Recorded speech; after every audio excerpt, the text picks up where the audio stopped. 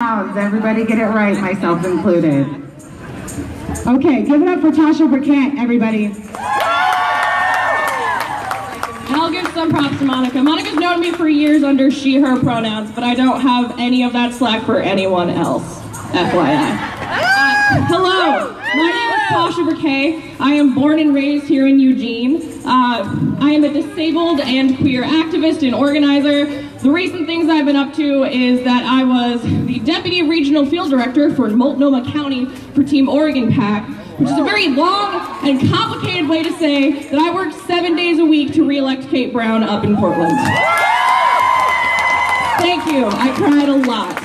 And that is actually a story that I want to tell you because unlike a lot of your speakers here today, I am not a woman. I am a non-binary person. And thank you. Unfortunately, I have a story to share about how Oregon feminism has hurt me because it was not inclusive and it was not intersectional. How many of you know about Measure 106? Yeah, we all voted no on it and it fucking tanked. Thank God for us.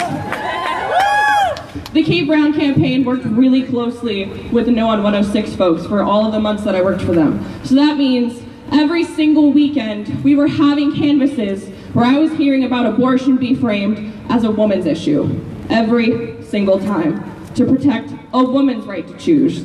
And I have to let you know, not only women have uteruses, and not all women have uteruses. You left behind folks like me. You left behind folks like trans men. And I kept up with that for months on end until we were finally in the last home stretch, the 10 days that we had till election day. We were a statewide coalition. Cecile Richards, of all people, was there with Kate Brown that day. It was one of our last big pushes. I know, Cecile Richards is great. Y'all should, applause for her. But unfortunately, that was the day that I finally had enough. It had worn down on me every single time, and I sat in a back corner office as Cecile Richards was rallying up the crowd and just cried. Because every single weekend, I got to hear woman's issue.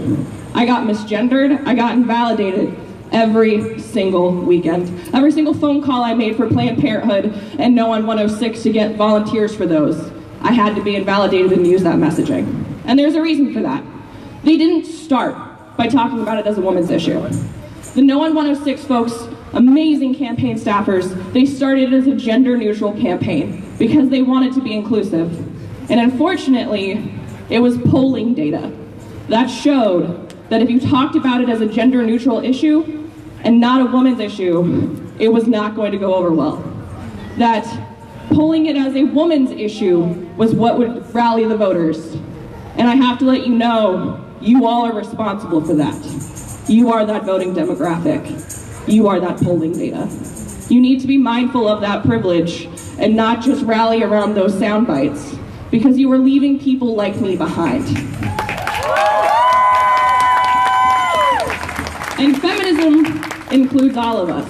And it's not just white non-binary folks and white women and white trans women. You're still leaving behind people of color.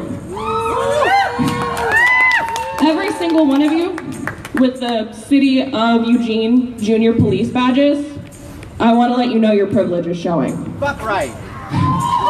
Especially after we saw Charlie Landeros killed these last couple weeks by EPD. Every single one of you that thought of that as a good thing, without looking in, a person of color shot and killed by police, and listened to the media pickup not knowing that it was a parent asked to go to a middle school that was not an active shooter in a middle school, but the folks that instantly thought, oh, must be an active shooter.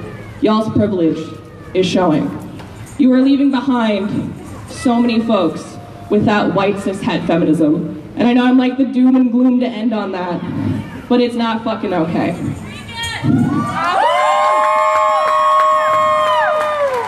And having been in organizing, I can tell you a lot of different ways that we're going to build power. So with that, knowing that you hold that privilege, if you are, especially if you're a person who's never felt unsafe around the police, I want to know, are you going to show up to the unsavory type of things, and are you going to volunteer?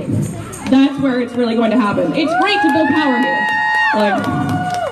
There is a lot of us. It is great to see it, but you have to go through the rest of the year. Because I heard so many damn excuses when I was working for Kate. Like, oh, I'm just really busy, you know, I just don't have time right now. And I'm sorry to tell you that a lot of marginalized folks don't have that time to give to begin with. So Netflix will have to wait, and you're gonna have to go volunteer. And you're gonna have to leave your excuses at the door.